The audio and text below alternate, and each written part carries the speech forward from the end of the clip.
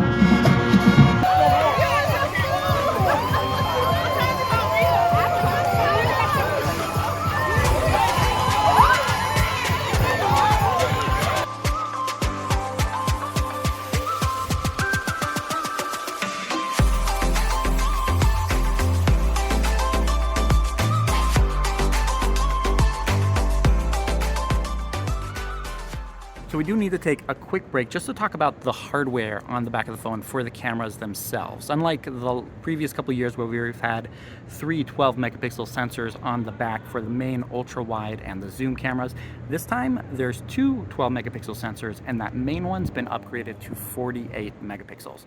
Though you're really not going to be getting 48 megapixel images out of this device unless you're shooting in pro mode, which honestly not a lot of people are going to be doing. Those 48 megapixels then are being crammed down into 12 megapixel images, just like any other Android device is right now with pixel binning. That means you actually get more light for each one of those pixels because 4 of them are being represented as 1 pixel in your images that you're seeing.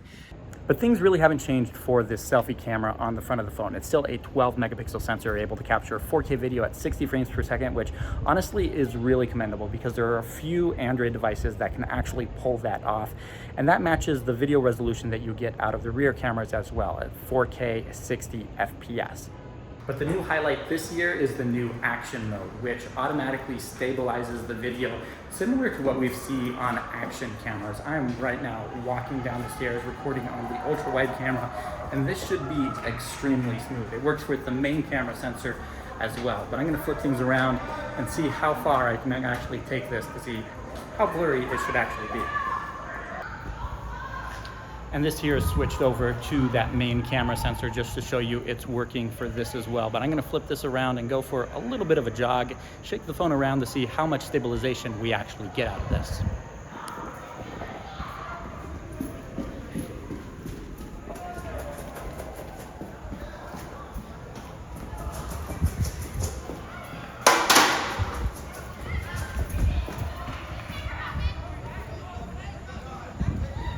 Now, running down the stairs, it didn't look like there was much stabilization, but I actually just watched those clips back, and they were very, very smooth. Because honestly, I really wasn't trying that hard to hold the camera steady as I typically do when I'm walking around like this and recording. So this is definitely one of the standout features that I think Apple's really put in a lot of effort in for the iPhone 14 Pro.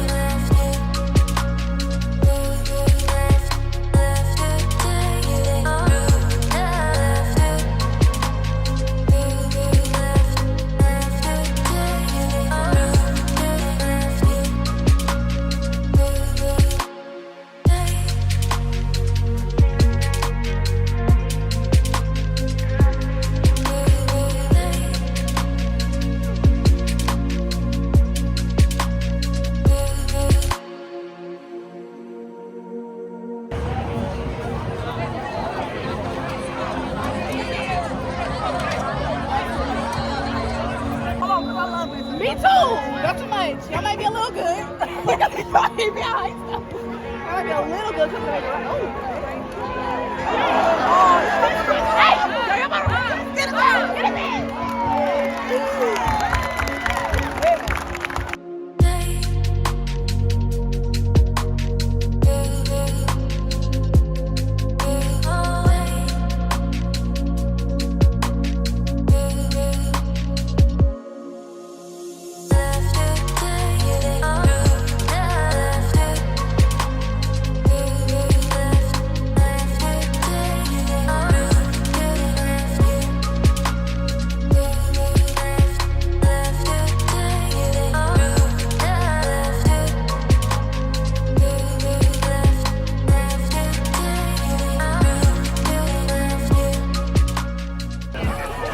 Ladies and gentlemen, Lorain City Schools proudly present the 2022 edition of the Lorain High School Titan Marching Band.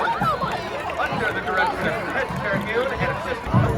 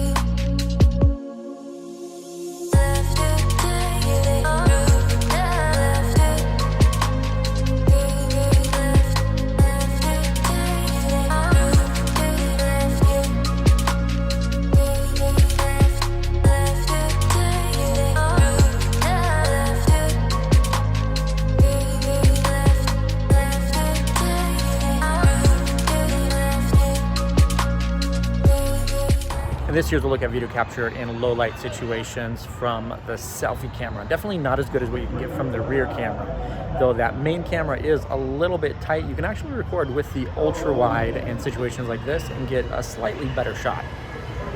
And this here's a look at the ultra wide camera on the back of the iPhone 14 Pro in low light conditions. This is definitely a little bit better than what you can get on that selfie camera, though again, you're not able to frame yourself. Fortunately, simply holding the phone out and pointing it straight at you pretty much guarantees that you're going to be centered every single time.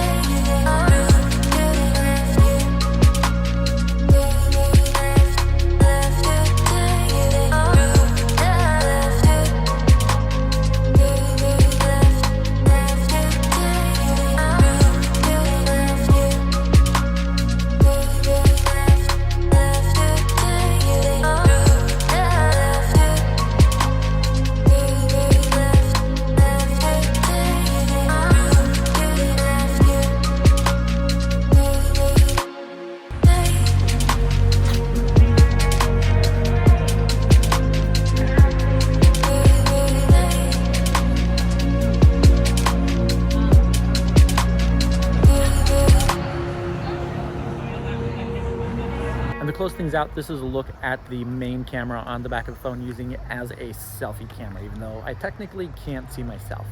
Let me know what you think of the results of this entire camera test in the comments below, and whether or not you think the iPhone 14 Pro is a big improvement over last year's 13 Pro. I'm planning a handful of camera comparisons with the iPhone 14 Pro and other Android devices, so make sure you leave me a comment and let me know which devices you want to see this device stacked up against. Thank you guys so much for watching, and I'll catch you in the next one.